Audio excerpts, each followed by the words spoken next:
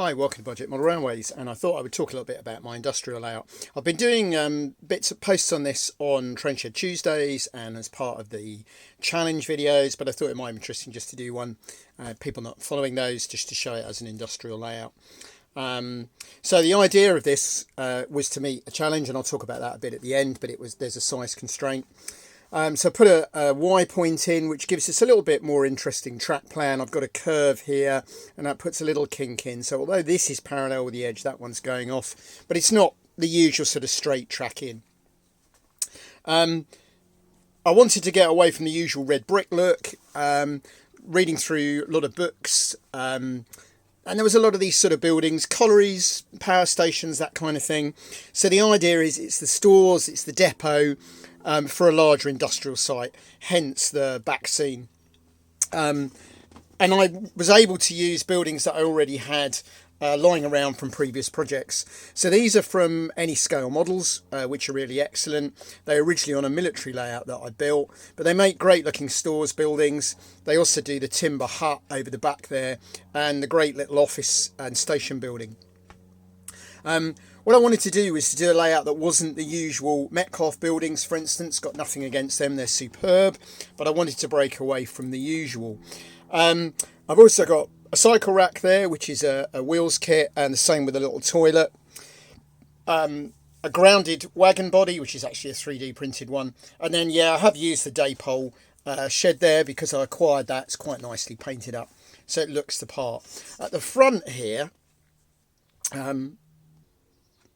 so this is again the Any-Scale Models shed, and it really does paint up well. He does really good buildings.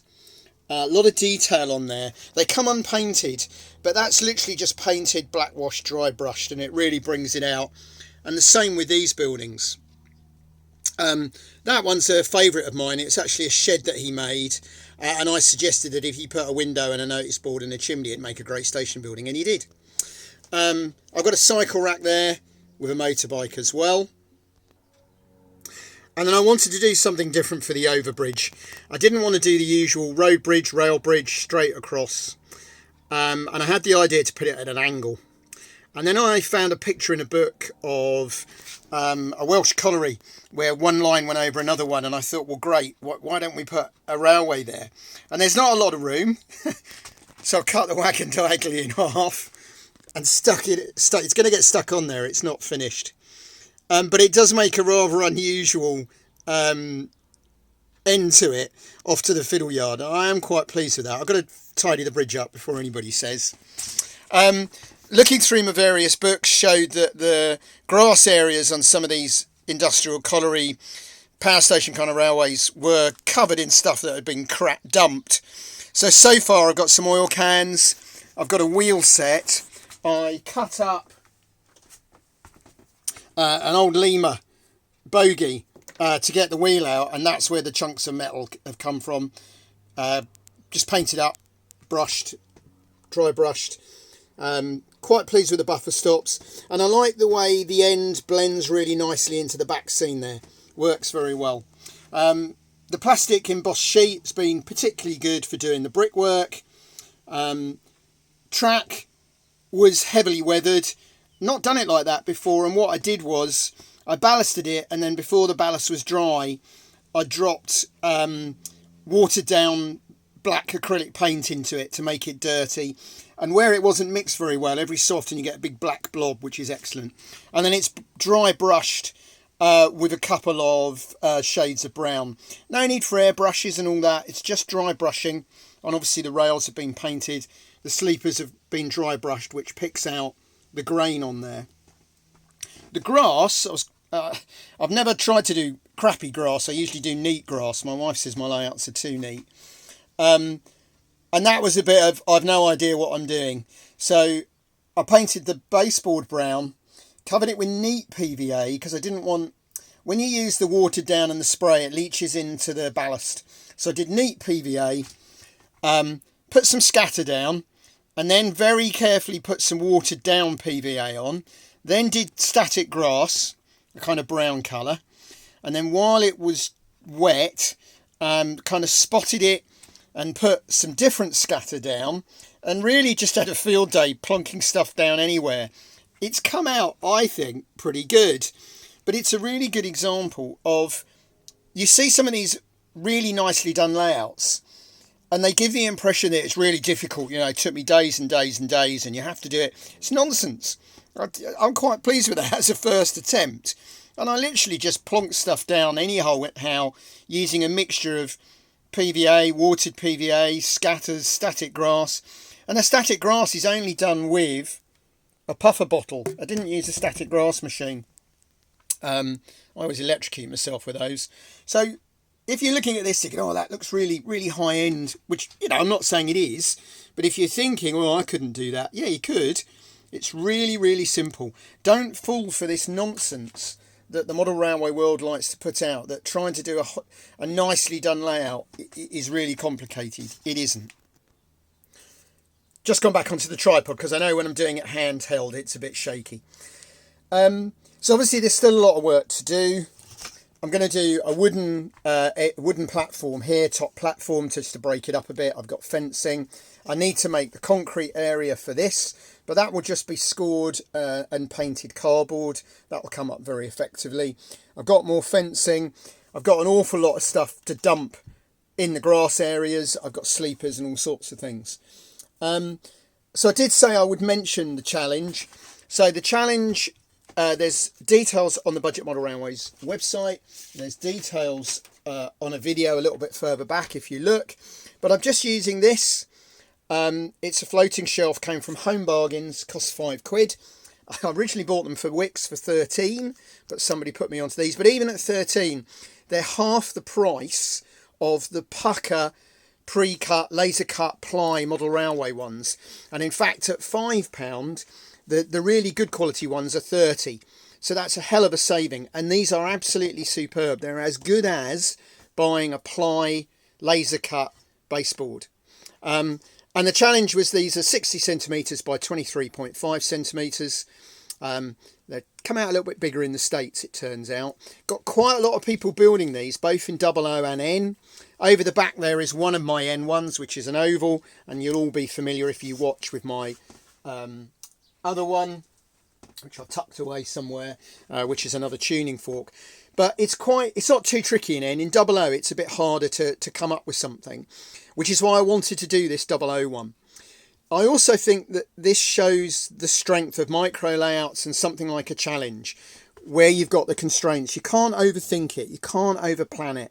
There's room for 1 point, maybe 2, maybe a second line in on the back on a shuttle or something. There's no point overthinking it. There isn't a lot of room for buildings and scenery.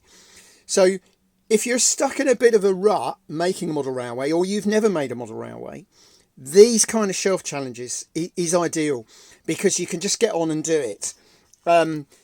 It's worked really well. And what it's also good for is practicing. So if you're planning this big layout you're going to build one day, and you know my views on that, i.e. you'll never get round to it, this is a great way of practicing something. I was able to practice getting mucky ballast, rough grass. I now know the embossed sheets work really well.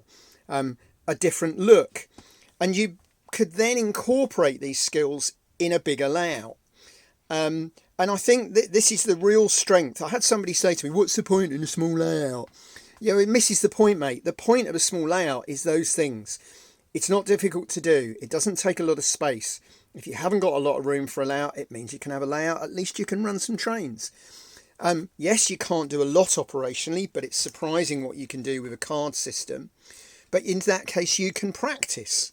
Now, you can either practice things for a bigger shelf layout, or you can practice for the big layout you're going to build one day. But it's always better to build something and be running something than nothing. And I think that's when these small layouts come into their own. I am pleased with the innovative idea of this. I know some people say it's unrealistic, yada, yada, yada. Where's the rest of the train? But at least it's different than just having yet another tunnel mouth. At least the layout looks a little different. But you can do that with a smaller layout. You might not want to take that sort of risk on your big opus that you're planning. So hope you've enjoyed it. If you've not seen all the videos about the challenge, please look them up. Great fun, loads of people doing it all over the world. Actually, I'm really surprised by it, and some really clever. There's a guy in the States doing one in N-Gage with a traverser. Superb. I'm not hard and fast on the rules except the size. I've pushed back a bit on some people have asked for bigger fiddle yards. It turns out the American standard shelf, because they're still in Imperial, is an inch longer and an inch wider. Well, that's fine. I'm not, not going to die in a ditch over it. The point is, the size, by and large, is the important bit. Because otherwise, where do you draw the line? So, if you've enjoyed looking at this video, have a look at the various challenge videos. Do listen on Tuesdays when I do my Train Shed Tuesdays if you're new to the channel. If you are new to the channel, please subscribe. Please click notifications and then you'll get told when I've done a new video. And at the moment, I'm doing a couple a week. I try not to be like some people where, because I put a hat on, I make a video. I try and have enough to talk about that's different. So since the last video, I've built the bridge, I've done the grass, that's what I'm trying to do. So there's something to talk about. Train Shed Tuesdays are just a ramble about trains and stuff. Some people are enjoying it, so look out for those. But please spread the word. I think the Shelf Challenge is really bringing together what Budget Model Railways is about, because I've asked people to use second hand. I've asked people to use, what they've got lying around to do it on a budget if at all possible. Now, I accept that at some point I built these buildings, although they're not very expensive. Do take a look at the Any-Scale Models website, please. There's some great buildings on there. But the point is, for this particular layout, all I've bought is the shelf for £5 and the back seam for £9, because everything else has been sat in boxes from previous projects. And that's the kind of idea I'm doing. But you could do a really simple layout. The only criteria is there's 2 buildings. So, you don't need to spend a lot of money to do this. And please don't, when you look at these, think, oh, it's really high level, or I could never do that. It's really simple doing model railways. In fact, I may have to do a video on that at some point, saying how simple model railways can be. And you don't need all the expensive kit and materials either. That's the important thing. So I've waffled on long enough. Hope you've enjoyed the video and speak to you again soon.